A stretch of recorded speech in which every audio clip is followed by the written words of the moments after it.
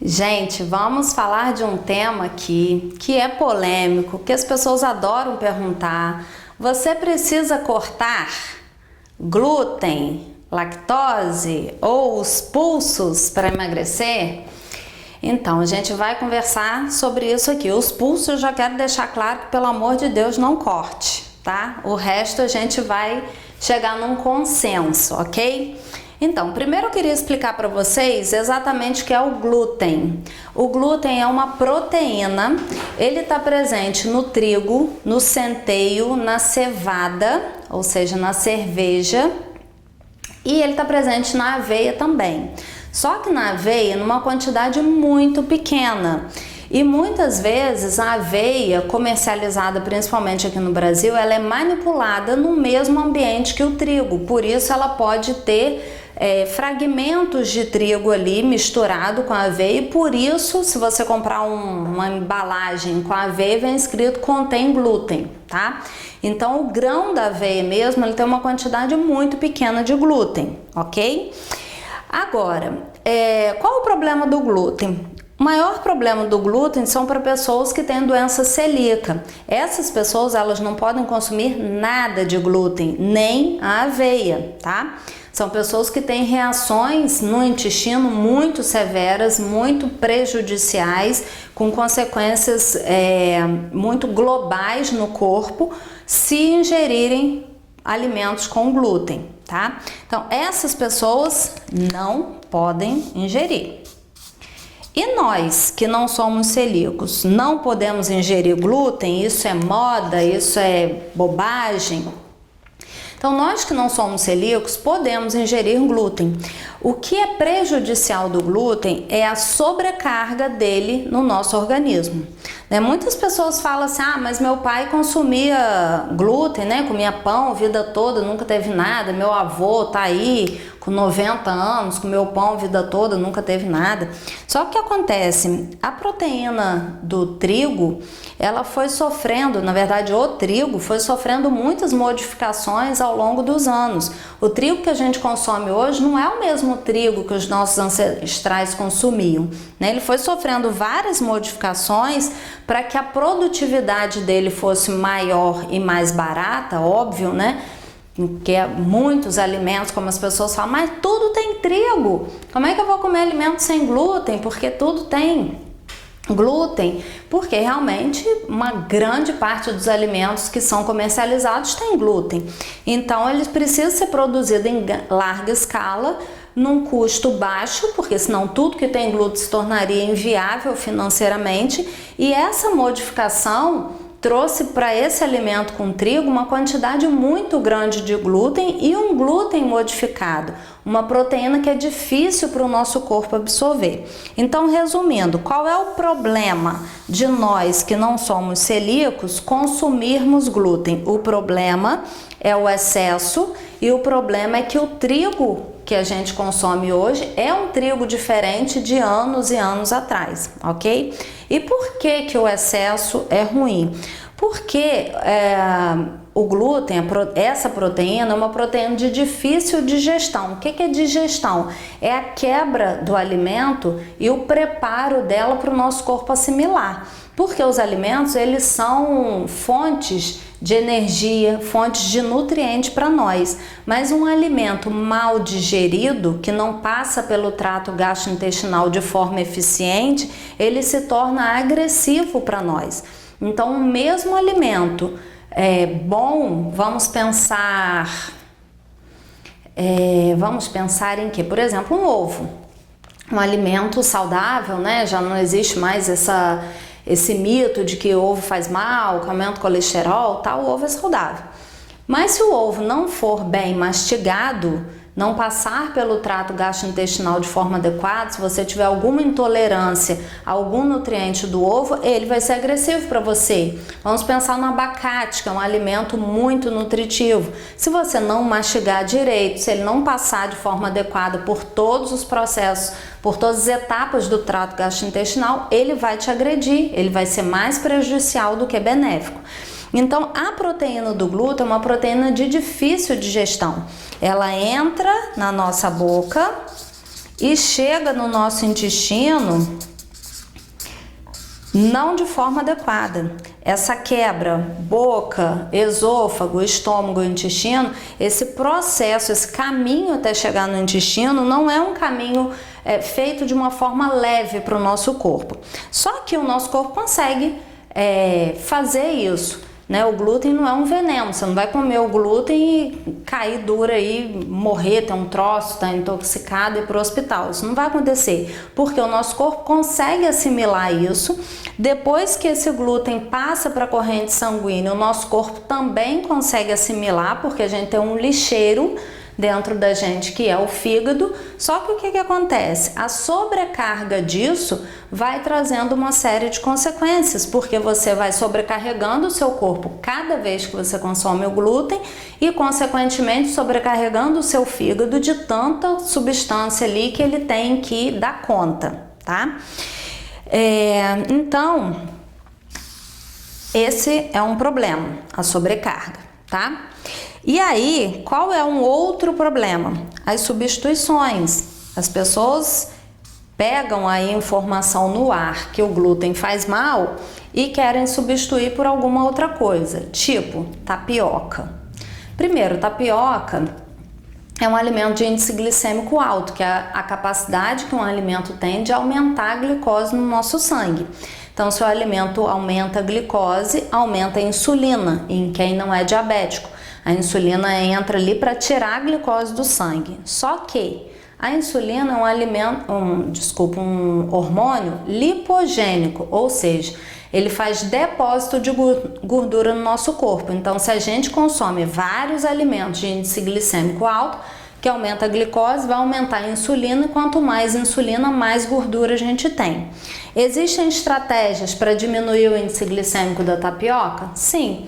Por exemplo, se você come tapioca e mistura a farinha da tapioca com aveia ou com chia ou com linhaça, você vai diminuir o índice glicêmico dela. Se você mistura com ovo ou com pasta de grão de bico, pasta de soja é um outro tema para uma outra aula. O excesso de soja também é ruim, então você pode usar, por exemplo, a pasta de soja 2 vezes por semana, pode usar pasta de amendoim. Então são estratégias para diminuir o índice glicêmico da tapioca. Pode passar manteiga, pode passar ricota, tá? Então, beleza. Tirei o glúten, botei tapioca. Mas se você vai ficar comendo tapioca o tempo inteiro? Não.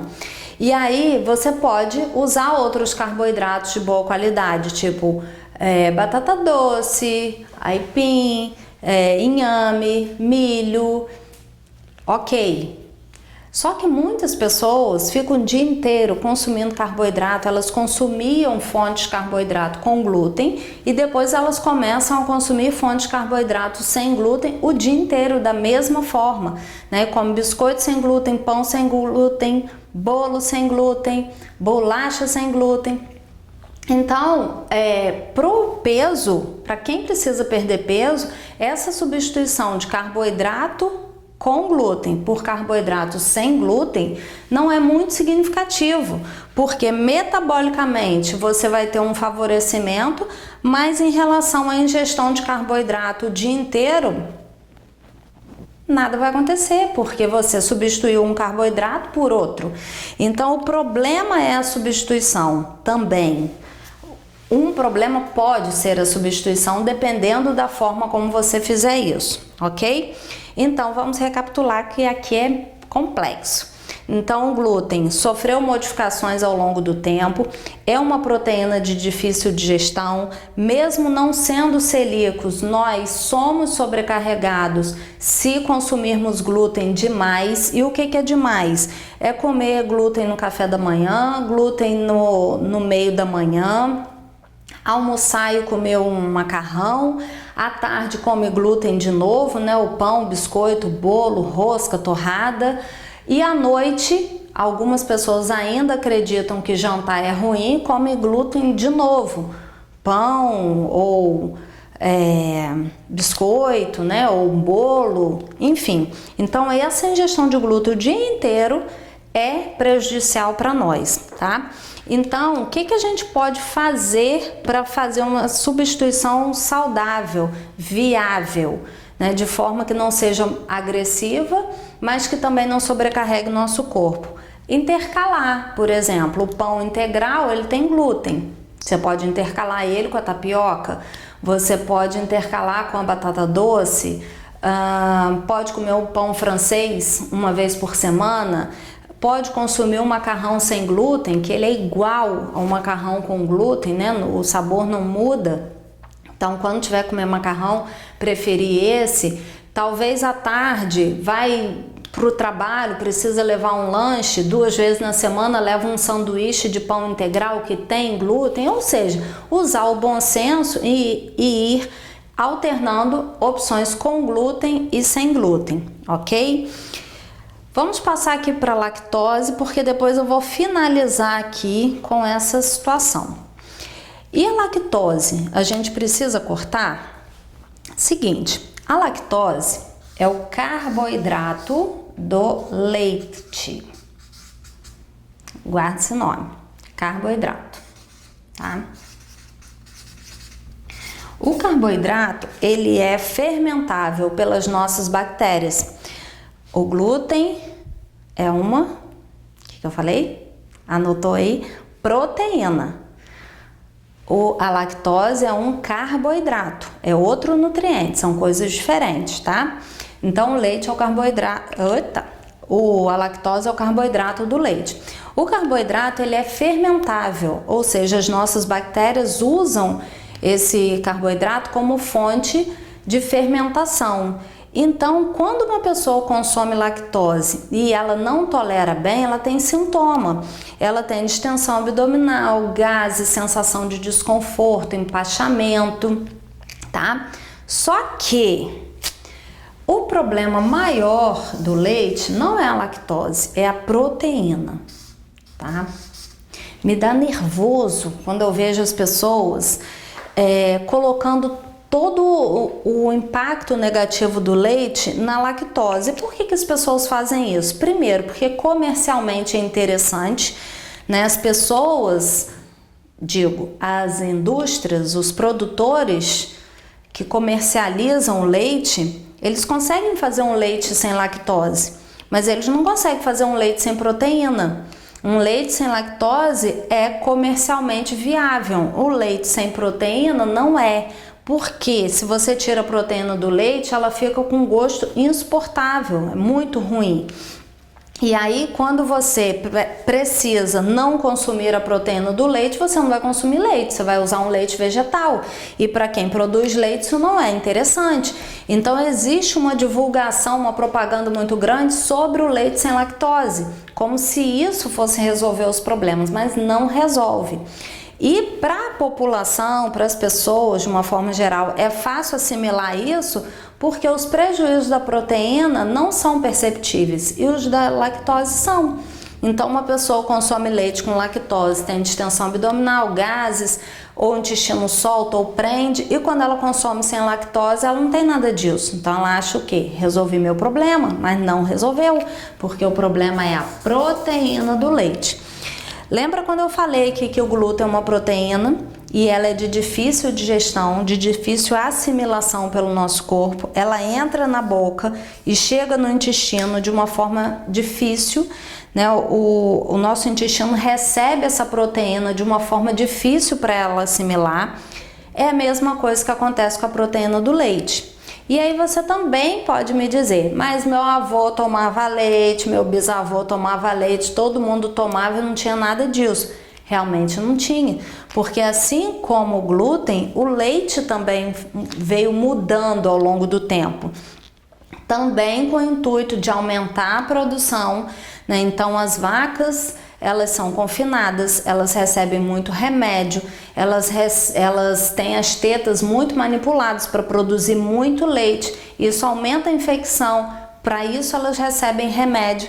E como os leites acabam sendo contaminados com esse remédio, eles precisam passar por um processamento térmico para eliminar esses remédios e eliminar também bactérias no leite. Esse processamento térmico, que é o processamento UHT, ele eleva muito a temperatura do leite e o que ele faz? Ele acaba com as enzimas que quebram a proteína do leite e também que interferem na lactose, tanto que o leite sem lactose, na verdade, ele não é sem lactose, ele é com a lactase, ele é acrescido de lactase para que ele consiga digerir a lactose, tá? Então, assim, talvez essas informações estejam sendo demais, mas o que eu preciso que você entenda?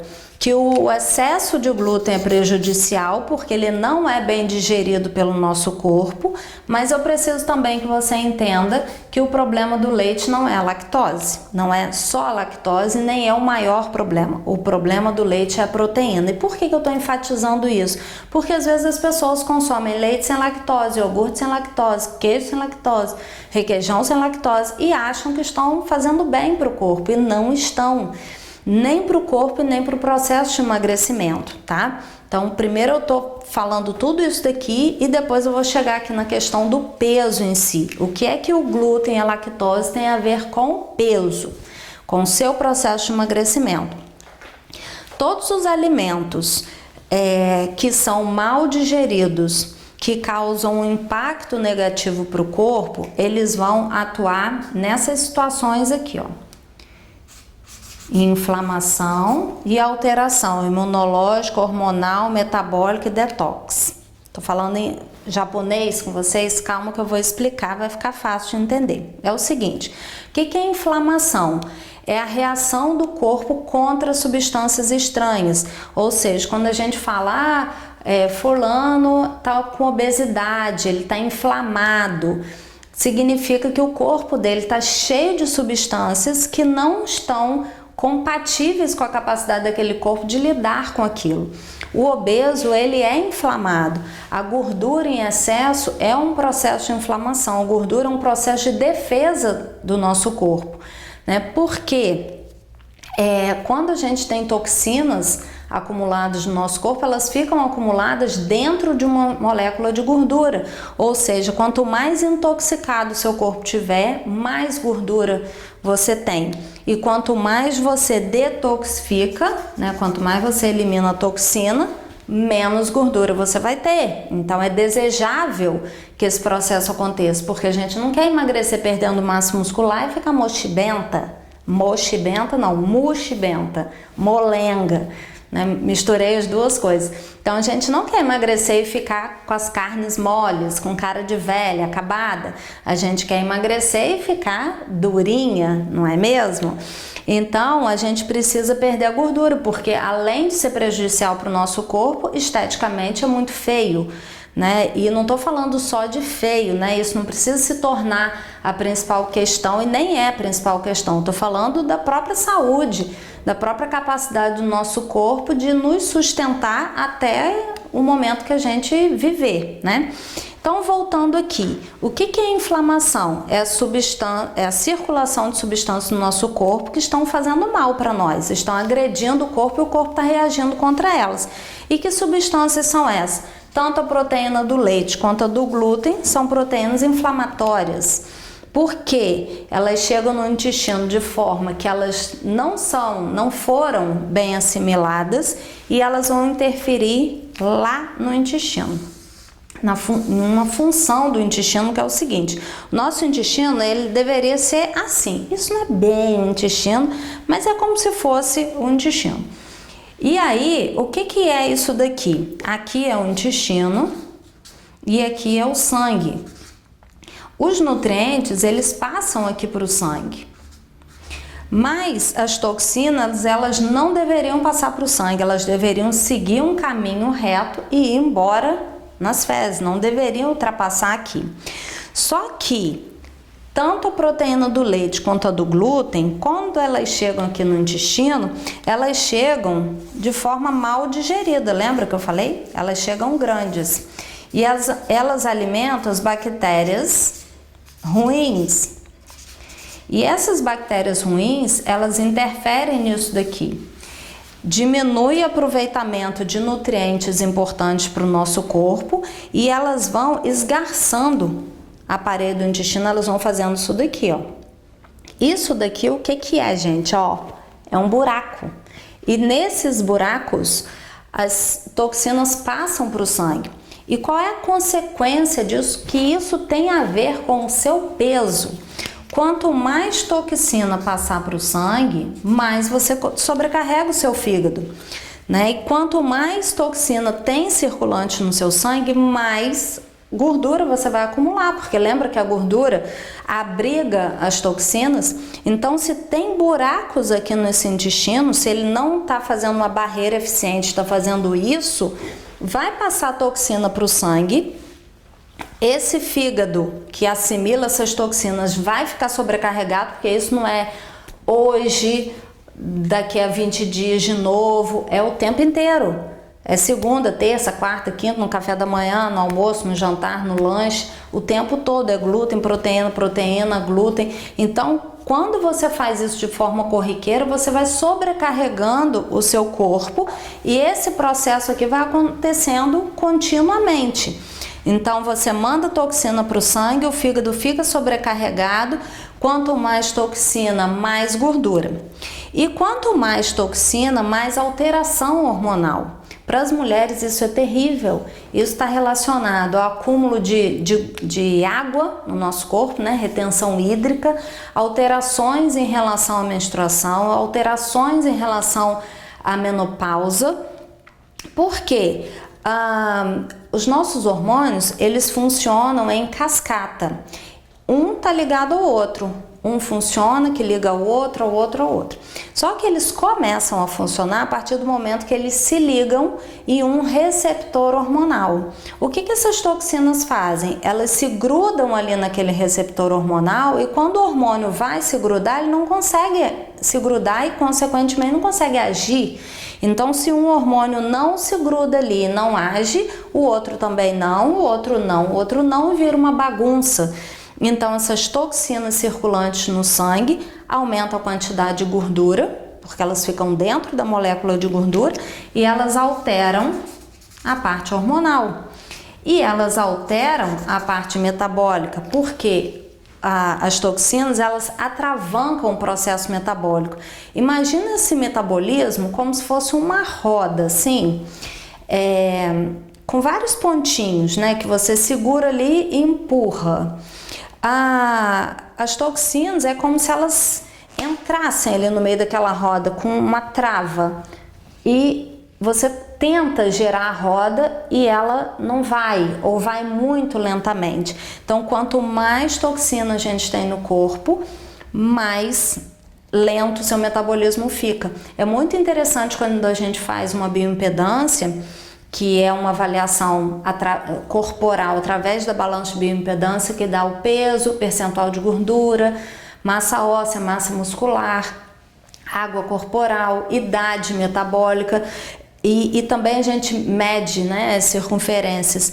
É muito interessante as pessoas que têm um relato de consumo excessivo de glúten, de proteína, alguns sintomas gastrointestinais, algumas reações inflamatórias no corpo, são as pessoas com percentual de gordura maior, porque precisa de gordura para abrigar essa toxina. E são as pessoas com a idade metabólica pior. Pessoas com 30 anos com metabolismo de 50, pessoas com 40 anos com metabolismo de 60, né? Então, quando a gente vai corrigindo isso daqui, você tem um favorecimento